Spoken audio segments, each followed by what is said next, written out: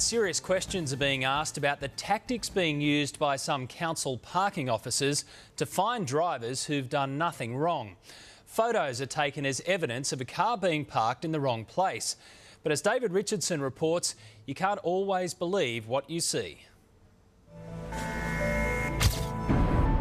It's obviously deceptive and sneaky. Photographic evidence is certainly not bulletproof. That's crazy. It's just a part of the revenue food chain.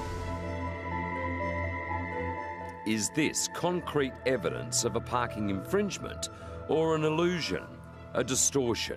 They're either supposed to be on the crossing to give a true indication of where the car is, not over 100 metres opposite you down the road using a zoom lens to distort the actual distance of where you are from the crossing and where the car is actually parked.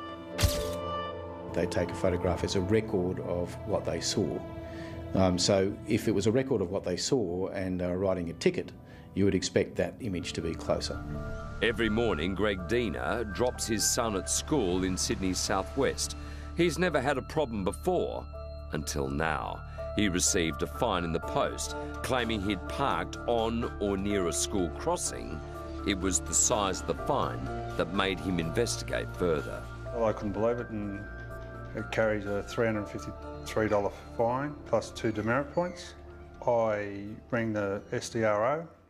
They told me that the Liverpool Council had the photos of the incident and I'd have to go up and see them at Liverpool. The photos council provided give the impression that Greg is guilty, but looks can be deceiving.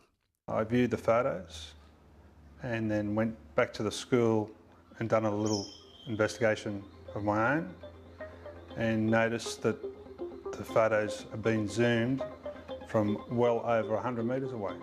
In New South Wales, where the fine was issued, the law states clearly you cannot park 20 metres before or 10 metres after a school crossing. But when you examine the scene of Greg's supposed crime, it becomes clear the distance between where the vehicle ends and the crossing starts is 25 metres. The angle certainly has a factor to play on its relationship with the parking space. We took the council photos to forensic imaging specialist Dr. Glenn Porter at the University of Western Sydney.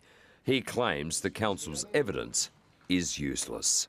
There could be a distortion of the interpretation of where that car is located based on how this photograph was taken, and that was at a distance with a fairly flat perspective, or what we call a compression of that space. We approached Liverpool Council in Sydney's southwest to explain the fine. They wouldn't speak on camera, but in this statement were hanging tough. Council's images clearly indicate the time and date of the offence. The vehicle stopped within 20 metres of a pedestrian crossing in contravention of the road rules. Council photos support the officer's observations. The council did not address in any way the angle of the photo, how those photos were taken. Maybe this is why councils across the board aren't in the practice of overturning fines. In Liverpool Council alone, they raked in nearly $9 million in fines and charges, more than $2.2 million in parking fines alone, another $1.5 million in other penalties.